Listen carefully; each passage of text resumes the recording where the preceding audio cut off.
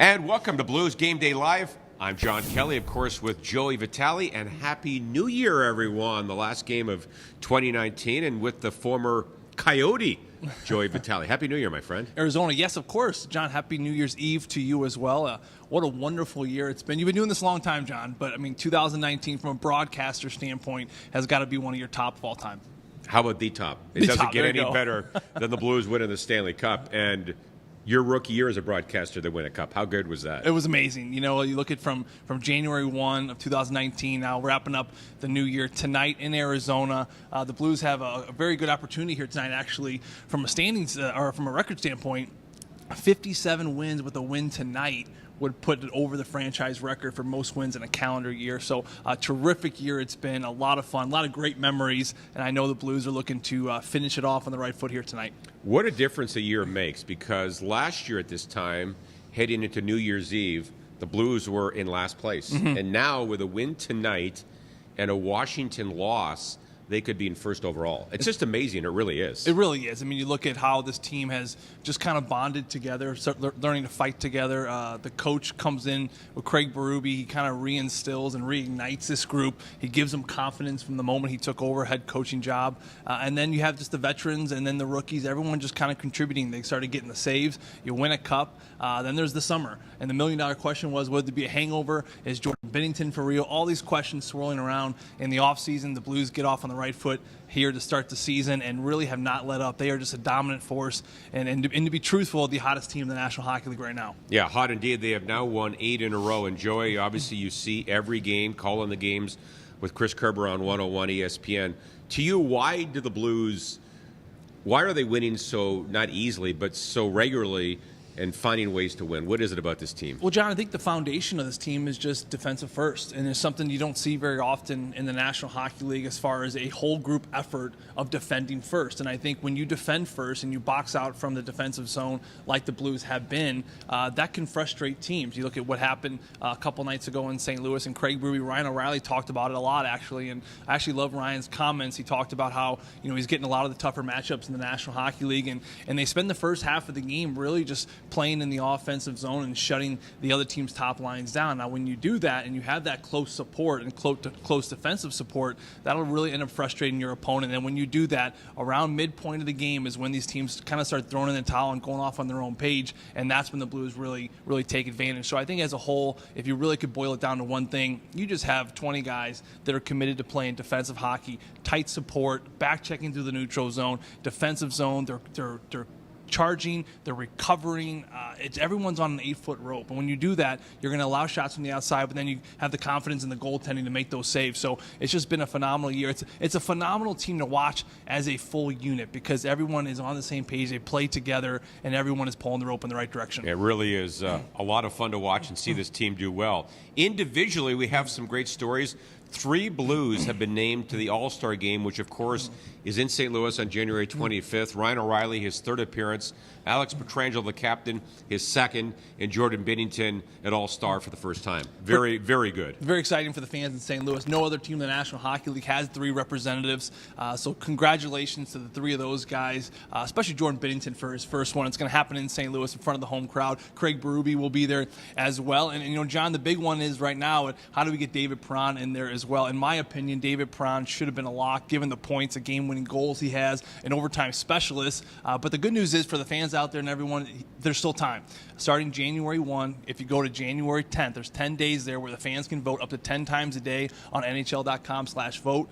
So starting January 1, starting tomorrow, you can get your vote in for David Perron to join this All-Star group, because wouldn't it be great to see 4 members of the St. Louis Blues part of the celebration here in St. Louis come at the end of January. Yeah, and David Perron, as a matter of fact, leads the Blues right now with 40 points. He's having a career year, 6 game winners, 4 in overtime. I feel bad for David that he wasn't name to the team, but that's the way it is. I mean, obviously, when you play 3-on-3, the rosters are limited, and the Blues have 3 players, but there's still time, as you said. There is plenty of time. So the fans get out there starting January 1 to January 10th. You can vote 10 times a day. Everyone can vote 10 times a day. It's very important you go do that because David Perron, I'm like you, John. I can't believe he was not nominated for the All-Star game, but the good news is there's still an opportunity for David, and it would be so much fun to see 4 Blues uniforms at the Enterprise Center come into January. Yeah, so 1 player from each division will be added, as you said, after the 10th. As a matter of fact, Clayton Keller, the St. Louisan, is on the ballot to be elected as a fan write-in as well.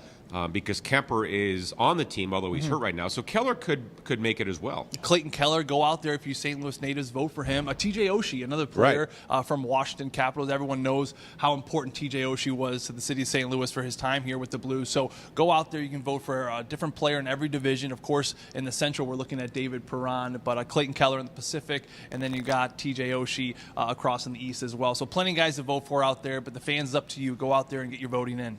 All right, meanwhile, getting back to tonight's game, the Blues again have won 8 in a row. Arizona not very good at home this year for whatever reason. They're 8-10-1. They've lost their last 3. How do you think the game shapes up tonight, Joey? Well, I think the start's going to be really important, as it always is, John. An interesting stat here. If you're the Blues and you want a point in tonight's game, just score first. 18-0-4 when the Blues score first. That's pretty good. Which is insane if you think about it. So when the Blues score first, they have not had a regulation loss all season long. They're the only team in the National Hockey League to do that. Now, that's going to be tough tonight because the Arizona Coyotes, under Rick Tocchet, they end up starting games very well. They start with bite. They start with jam. Going back a couple games ago, they lose to the Dallas Stars 4-2, but they allowed 4 goals in the third period. I think midway through that second game, I watched that game. Midway through the second game, they're out shooting the Stars like 25-6 or something. It was insane. So this is a team that starts out very well, so it's going to be very important, I think, for the Blues to get off on the right foot and get that goal early on.